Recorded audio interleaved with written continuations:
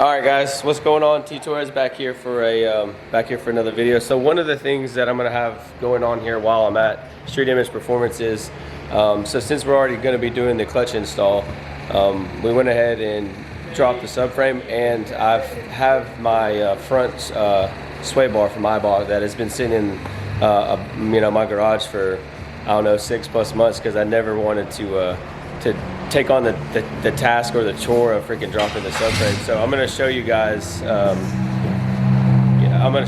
what we had to do in order to get to the factory sway bar. So in conjunction, this is everything that we've already had to take off of this actual subframe itself. So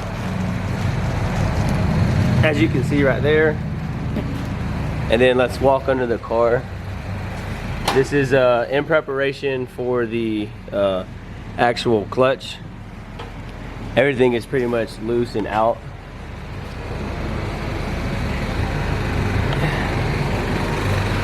So it's going to be a super actual simple install. But like I said, this freaking sway bar has been sitting in my freaking garage for like 6 months, maybe a year.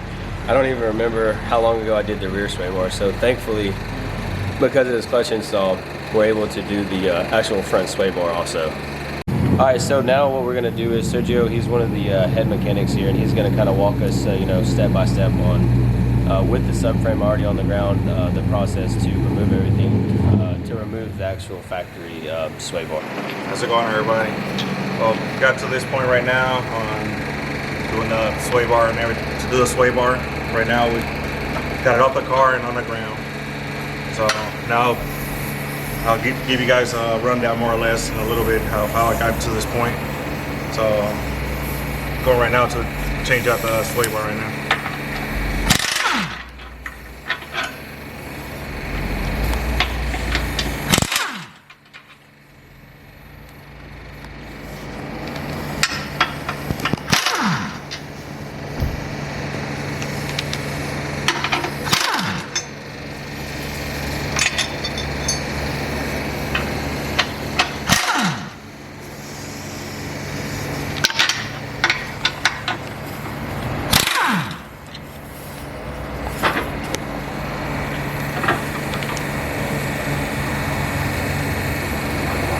Alright, so what Sergio just did, he just removed this entire power steering rack, if you want to call it, and as you can see now, we got easy access straight right here to the actual front sway bar.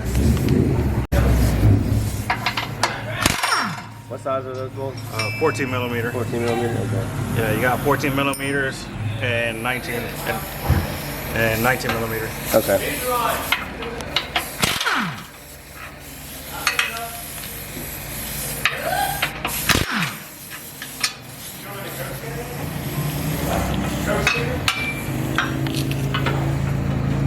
Boom. So there's the factory sway bar now out. The aftermarket Eibach one we have, and it also came with the 2 actual bushings right here.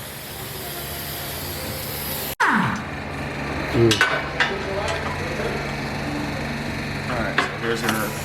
That's the factory one. Old one. So you can see the difference between it. So Oh yeah, it's a lot thicker.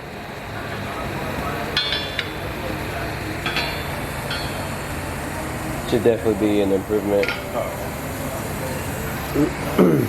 put on the links on it. Okay. Better do it out here than it is here. Oh yeah, on the air. Do it all right here. Right. Put it back the same way you had it.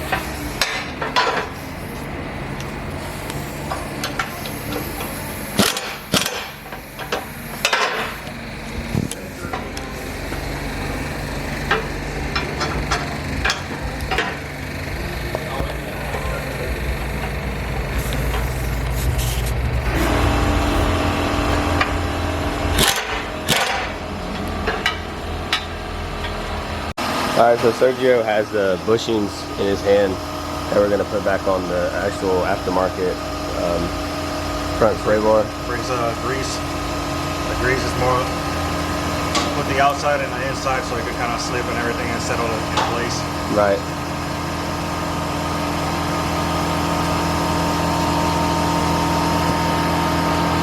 Split open, so you have to fight with it.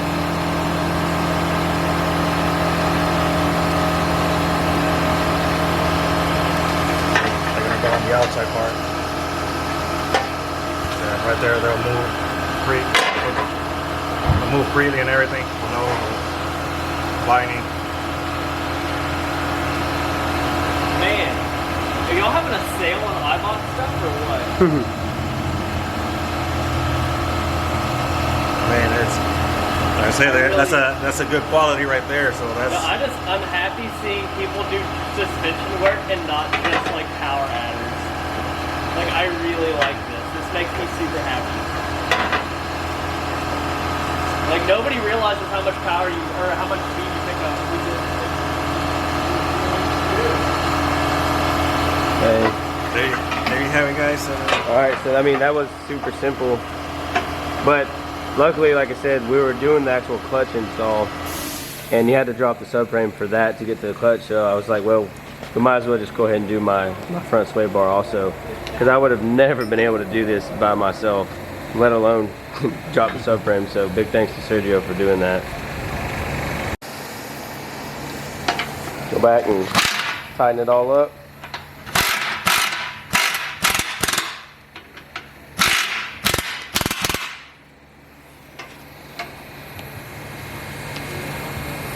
Crispy.